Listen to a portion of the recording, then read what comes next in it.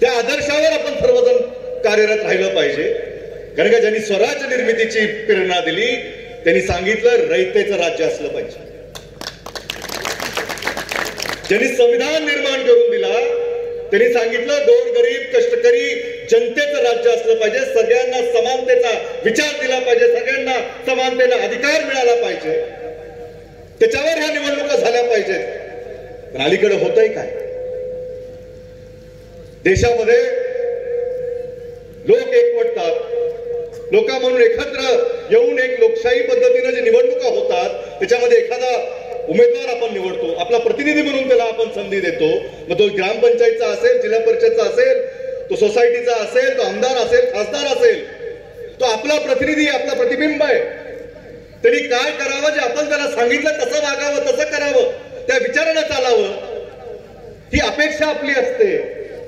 पण अलीकडच्या काळामध्ये गेल्या 5 वर्षामध्ये आणि अलीकडे महाराष्ट्रामध्ये गेल्या 2 वर्षामध्ये आपण हे बघतोय की गेल्या विधानसभेमध्ये असेल, गेल्या लोकसभेमध्ये असेल, काही लोकांना आपण निवडून दिलं, काही मुद्द्यांवर निवडून दिलं, याही परिसरामध्ये आपण लोकांना निवडून दिलं.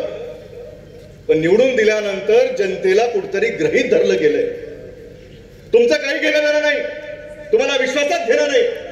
तुम्ही निवडून दिलं म्हणून कुणीतरी खासदार झाला, तुम्ही निवडून दिलं म्हणून कुणीतरी आमदार झाला, आमदार होऊन त्या पद्धतीने त्याच्या पक्षाच्या माध्यमातून तो मंत्री झाला, मोठ्या पदावर गेला.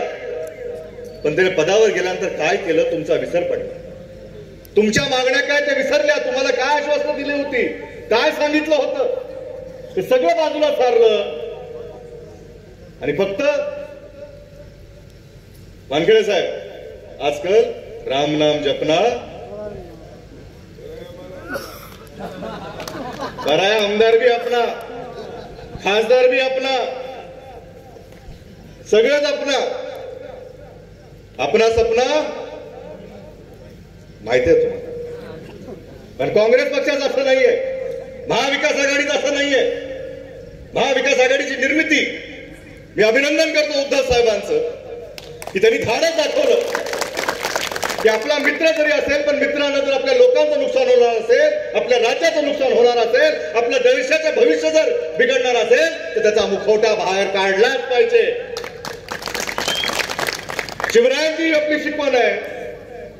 तर राज्यावर काही संकट आले तर शिवरायांनी कुणाकुणाचा कोथळा काढला आपल्या सर्वांना माहिती आहे. उद्धव साहेबांनी तीच संस्कृती की आपला जरी मित्र असेल पण ह्या देशाचा तो वैरी आहे, माझ्या राज्याच्या लोकांच्या हितावर तो उलटला आहे, माझ्या राज्याच्या लोकांचं हित ह्याच्यामध्ये मला दिसत नाहीये, त्याचा नकाब मी काढला पाहिजे. म्हणून महाविकास आघाडीची स्थापना झाली.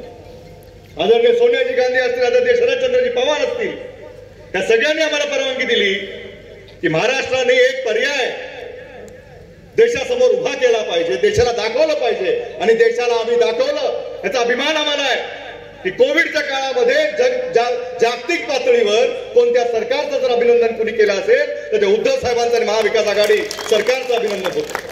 प्रत्येक गावात, तांड्यावर, वस्तीवर आरोग्य व्यवस्था चांगल्या पद्धतीने पोहोचली. धारावी सारख्या मोठ्या एशिया खंडातल्या सगळ्यात मोठ्या वस्तीमध्ये कोरोनाच्या महामारीमध्ये काय मेहनत घ्यावी लागली असेल हे आपण विचार करतो. आणि त्याही काळामध्ये जो काही नांदेडला विकास आला तो महाविकास आघाडी सरकारच्याच काळात आला. सगळ्या त्या मंजुरी महाविकास आघाडी सरकारच्या काळातल्या आहेत. अंबर्डे साहेब असेल, आम्ही सर्व आमदार असू, प्रत्येकाच्या मागे लागून आम्ही आमच्या भागात विकास खेचून आणण्याचा प्रयत्न केला. तो महाविकास आघाडी सरकारच्या माध्यमातून आला. ह्या लोकांनी फक्त आपली पोळी भाजायची, आपलं राजकीय दृष्टिकोन पुढे न्यायचा आहे. आपल्याला सत्ता हवी आहे. आम्ही सत्तेचे गुलाम नाही आहोत, आम्ही सत्याची लढाई लढणारे आहोत, आम्ही संघर्ष करणारे आहोत. ही शिकवण दिली आम्हाला. देशाला स्वातंत्र्य मिळवण्यापासून आज तागायत जर काँग्रेसने काही केला असेल तर सामान्य जनतेचा विचार केला असेल, सामान्य जनतेला जे हवंय तसं केलं असेल. शंकरराव चव्हाणांपासून विलासराव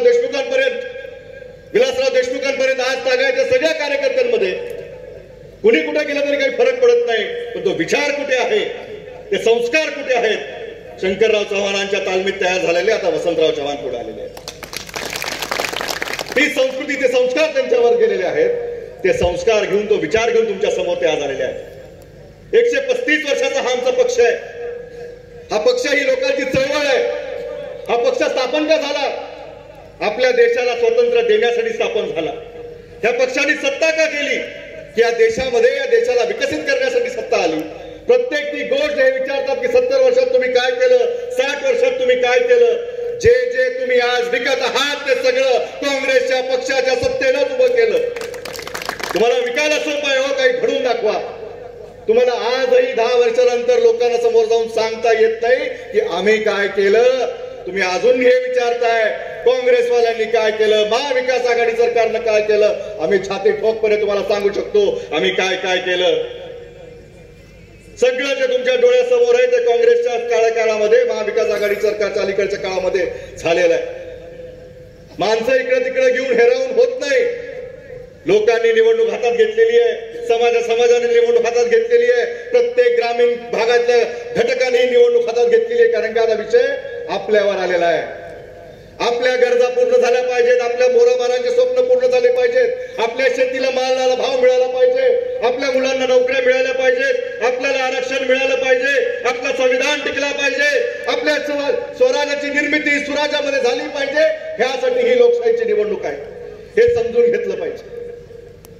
कोण कुठे जातोय, कोण मुख्यमंत्री होतोय, कोण नेता होतोय याच्यामध्ये पडू नका. आपल्या पदरात काय पडतंय ते बघा. हे लोक म्हणतात तुमच्या समोर येऊन देश आता 5व्या आर्थिक व्यवस्थेवर पोहोचलाय, 5व्या क्रमांकावर. मनमोहन सिंग साहेबांनी जेव्हा 14 मध्ये ते सरकार तुम्ही पाडलं तेव्हा तुम्ही म्हणला देश 10व्या क्रमांकावर होता. आज तुम्ही म्हणताय 5व्या क्रमांकावर आहोत. आता आम्हाला द्या, आम्हाला 3ऱ्या क्रमांकावर जायचंय. बरं ठीक आहे, तुम्हाला 5व्या क्रमांक 3ऱ्या क्रमांकावर जायचं हरकत नाही. मला काय साधं उत्तर द्या. जर जेव्हा देश 10व्या क्रमांकावर होता गॅसचा भाव काय होता? 400. देश जेव्हा 10व्या क्रमांकावर होता पेट्रोलचा भाव काय होता? देश जेव्हा 10व्या क्रमांकावर होता जीएसटी होता का? देश जेव्हा 10व्या क्रमांकावर होता बेरोजगारीचा दर काय होता? तुमच्या माहितीसाठी सांगतो 20% होता. आज देश 5व्या क्रमांकावर आहे. 5व्या क्रमांकावर आहे तर गॅसचा भाव काय? बेरोजगारीचा टप्पा 60%, पेट्रोलचा भाव, डेटाचा भाव, टॉपअपचा भाव काय चाललाय? मिनिटाला चाललेत. मग विचार करा, 5व्यावर जर 60चं 100 झालं, 400चं 1100 झालं टॉपअप. मग आता विचार करा 3ऱ्यावर जर हे घेऊन गेले तर काय होईल?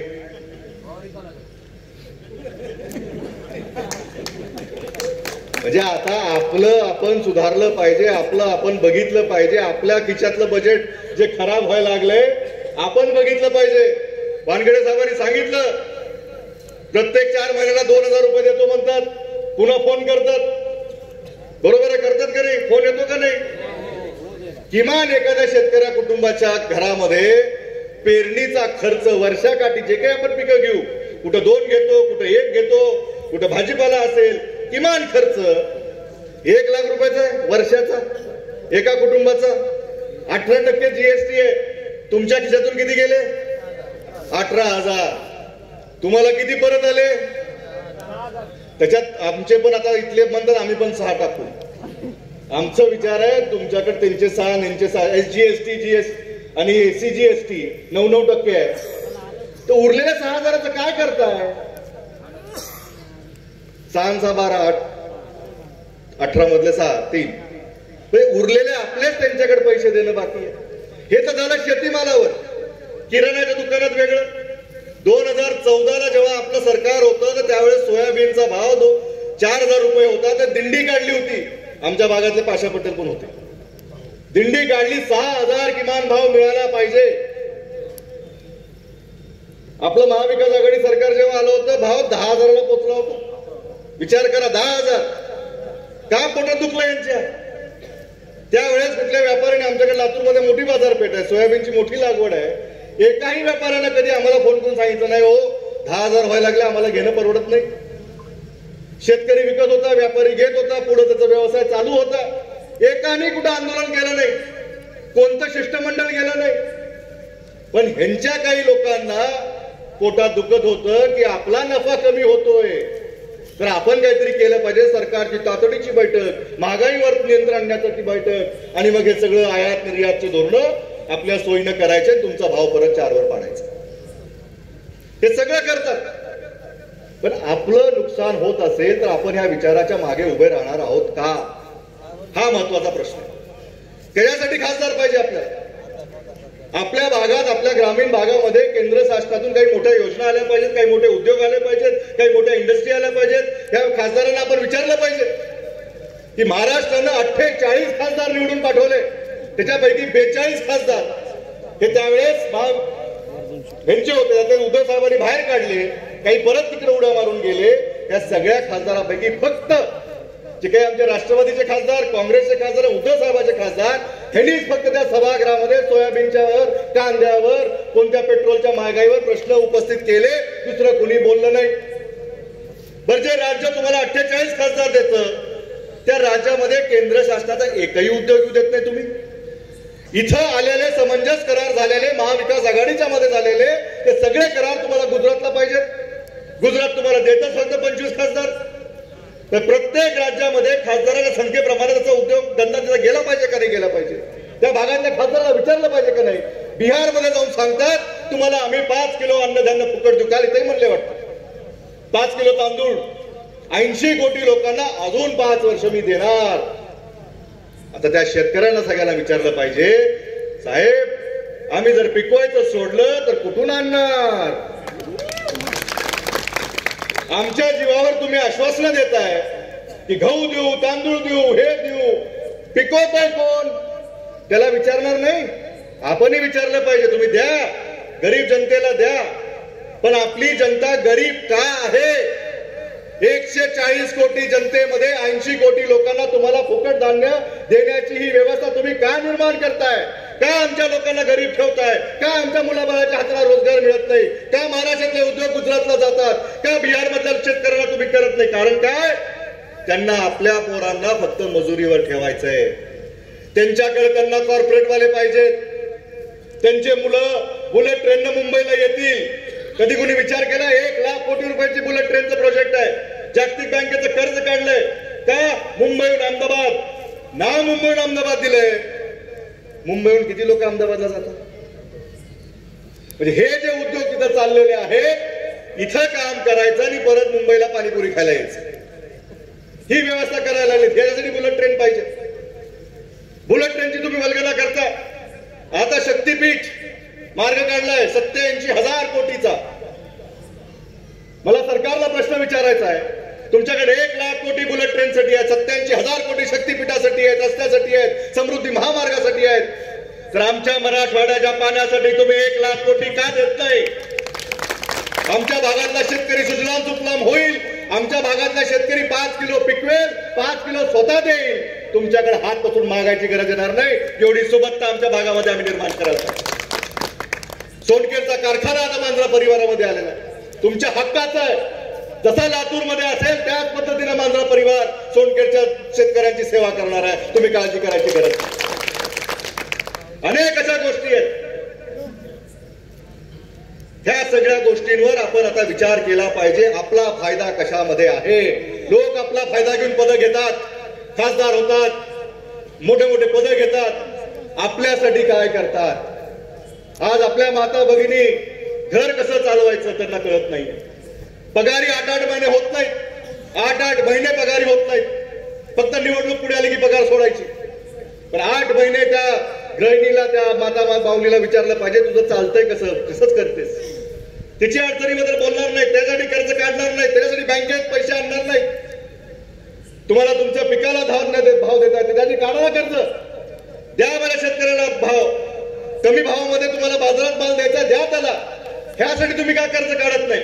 तुम्हाला फक्त कॉन्ट्रॅक्टर जिथं आहे तिथं कर्ज काढायचं. वानखेडे साहेबांनी त्या माझ्या मागच्या सभेत चांगलं म्हणलं, विकास कुणाचा होतोय. रोड बांधला म्हणजे विकास, एवढा किलोमीटर बांधला म्हणजे विकास, एवढे लाख कोटी खर्च केला म्हणजे विकास. तो तुमचा नाहीये. त्याच्यावर तुम्ही टोल भरताय. 100 रुपयाचं पेट्रोल घेऊन त्या गाडीमध्ये जाताय. खर्च तुमचा वाढलाय. काय करणार आहोत आपण 4 तास लवकर जाऊन मुंबईमध्ये. काय करणार आहोत 4 तास जाऊन नागपूरमध्ये. लवकर जाणार आहोत. करायचं काय दिवसभर पुन्हा तिथं बसून. करायचं काय एवढं फास्ट जाऊन.